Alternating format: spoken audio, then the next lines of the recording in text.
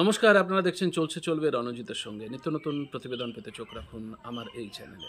আমাদের এই চ্যানেলটিকে যারা দেখছেন, যদি ভালো লাগে, যদি মনে হয় যে এই চ্যানেলটির আরও বড় জায়গায় যাওয়া উচিত, তাহলে আমাদের চ্যানেলটিকে সাবস্ক্রাইব করে পাশে থাকবেন, উৎসাহিত বোধ করব। আসি মূল প্রতিবেদনে। বিজেপি ট্র্যাকের বাইরে, এই কথাটা আমার থাম্বনেলেও দেখেছেন এবং এটাই বাস্তব সত্য হতে যাচ্ছে। বিজেপি ট্র্যাকের বাইরে কোন কেন্দ্রে? কৃষ্ণনগর লোকসভা কেন্দ্রে। দেখুন, আমরা কয়েকদিন আগে আরেকটি প্রতিবেদন পেশ করেছিলাম, যেখানে এই বিজেপি এবং মহুয়া মৈত্রের কপালে গভীর চিন্তার ছাপ ফেলছে এস.এম. সাদী, এটা আমরা বলেছিলাম। কিন্তু তারপরে আরও আমরা যখন সমীক্ষার কাজ চালাচ্ছি, বিভিন্ন মানুষের সাথে কথা বলছি, বিভিন্ন এলাকা ঘুরেছি, সেই সময় একটা জিনিস আমাদের কাছে স্পষ্টভাবে ধরা দিয়েছে যে অমৃতা রায় রাজমাতা, তাকে কিন্তু সাধারণ মানুষ গ্রহণ করছে না।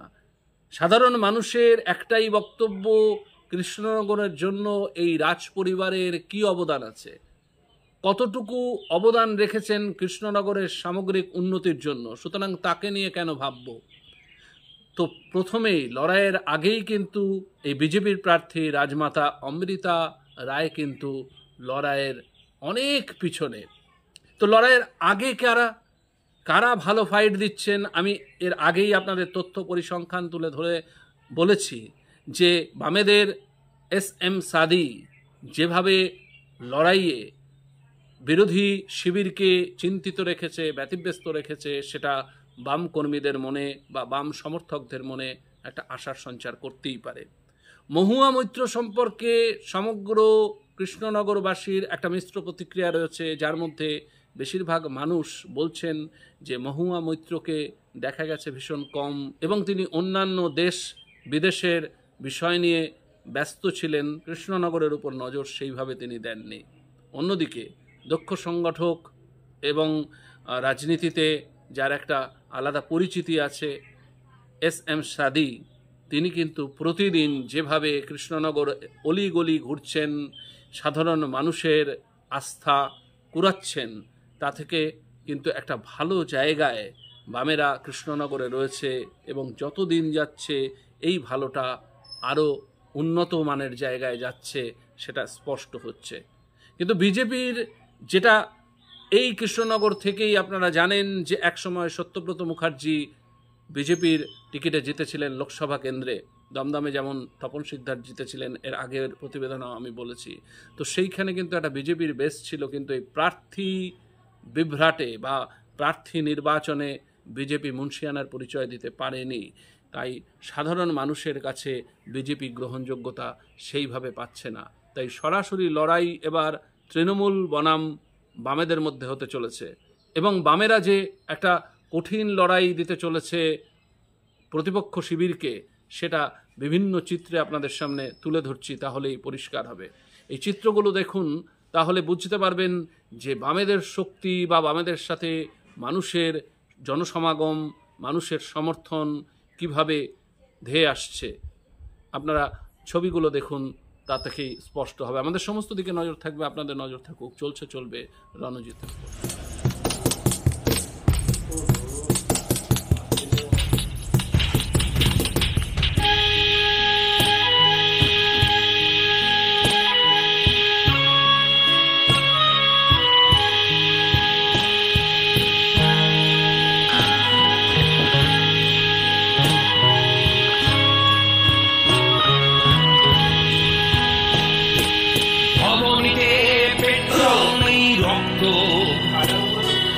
গুলিতে বন্ধু হারিয়ে মন শক্ত,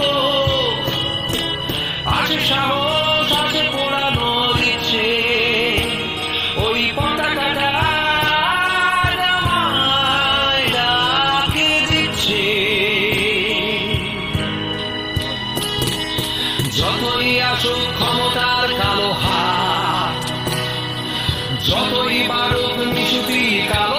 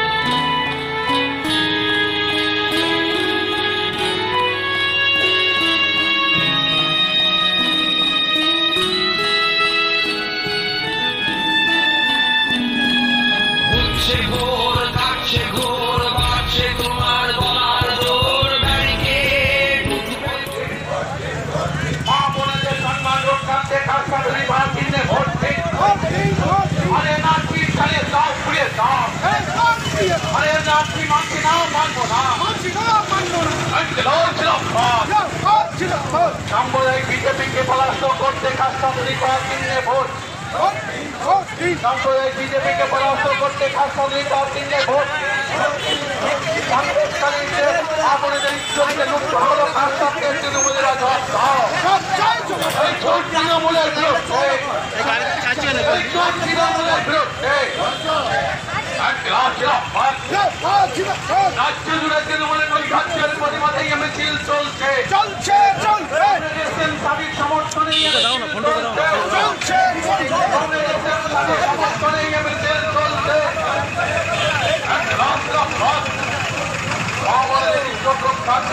সমস্ত মানুষ দেখো